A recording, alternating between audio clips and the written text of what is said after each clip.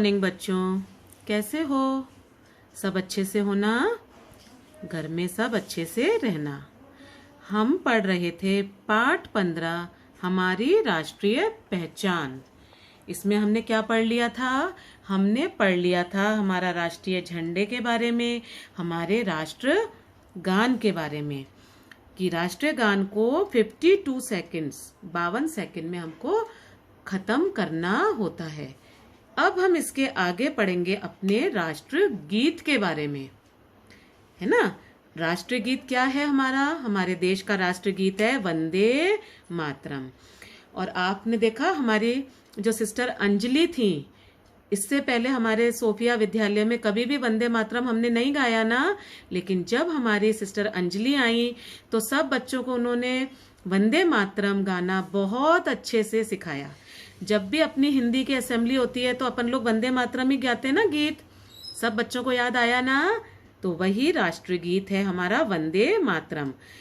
कविता का पहला पद राष्ट्रीय गीत के रूप में स्वीकार किया गया।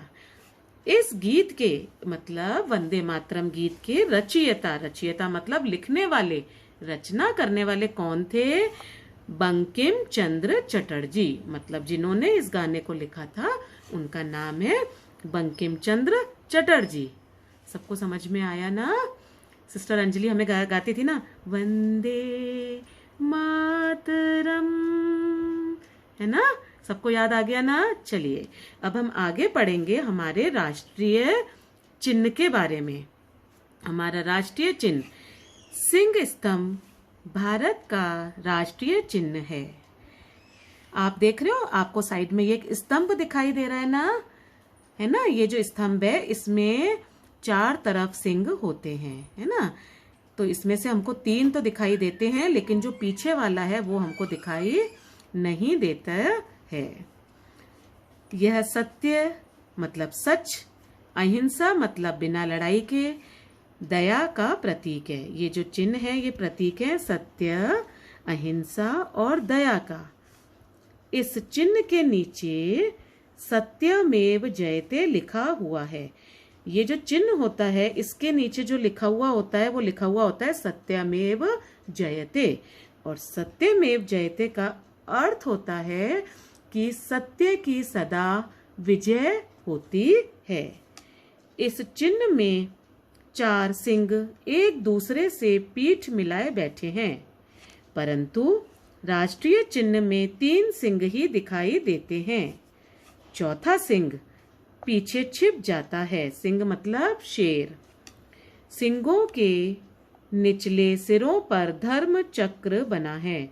निचले सिरों पर मतलब ये देखिए, आप इस पिक्चर में देख सकते हैं कि ये सिंह हैं और सिंह के नीचे ये देखो, ये गोला बना हुआ है, धर्म चक्र। ये गोला बना हुआ है और बीच में हाथी बना हुआ है, तो इनको हम धर्म चक्र कहते हैं। ये जो गोले हैं ना, इनको हम धर्म चक्र कहते हैं। इसमें 24 तीलियां हैं। 26 जनवरी 1950 को भारतीय संविधान ने इस सिंह स्तंभ को राष्ट्रीय चिन्ह के रूप में अपना लिया था।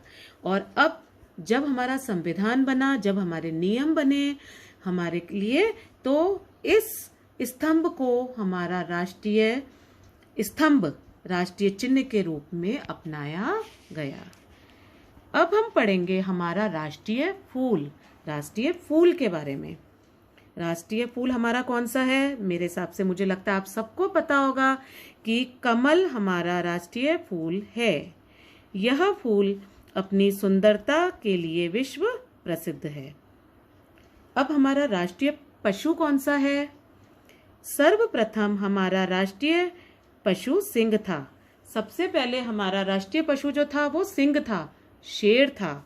परंतु नवंबर 1972 यानी 1972 से भारतीय संविधान ने, मतलब जब हमारा भारतीय संविधान बना आजादी के बाद, तब से बाघ को राष्ट्रीय पशु घोषित किया। यानी पहले सिंह था, लेकिन अब हमारा राष्ट्रीय पशु बाघ है। अपने राष्ट्रीय पशु की रक्षा करना हमारा कर्तव्य है। आपको इतना समझ में आया ना? सब बच्चे पेज को अब टर्न करेंगे पेज नंबर 104। 104। अब हम पढ़ेंगे हमारा राष्ट्रीय पक्षी। राष्ट्रीय पक्षी सबको दिख रहा है ना ये डायग्राम में कि हमारा राष्ट्रीय पक्षी कौन है? हमारा राष्ट्रीय पक्षी मोर है।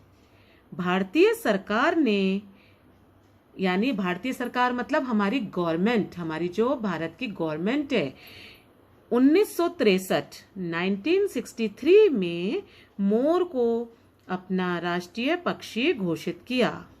मोर सभी पक्षियों में अत्यंत सुंदर है।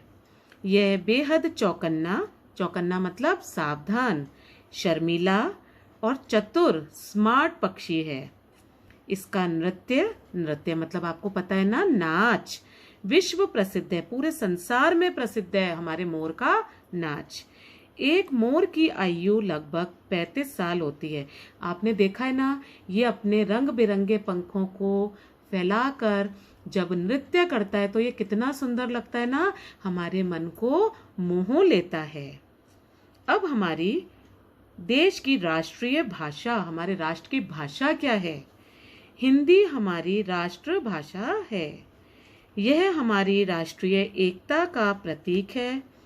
हिंदी अधिकतर भारतीयों द्वारा बोली जाती है। राष्ट्र की यह पहचान हमारे लिए सम्मानजनक है। हमारे सब अलग अलग भाषा बोलते हैं, लेकिन हमारे देश की अगर कोई पूछे राष्ट्रीय भाषा क्या है, तो हमारी राष्ट्रीय भाषा हिंदी है। इनका सम्मान एवं रक्षा करना प्रत्येक देशवासी का प्रथम कर्तव्य है। अब इस पाठ से हमको शिक्षा क्या मिलती है?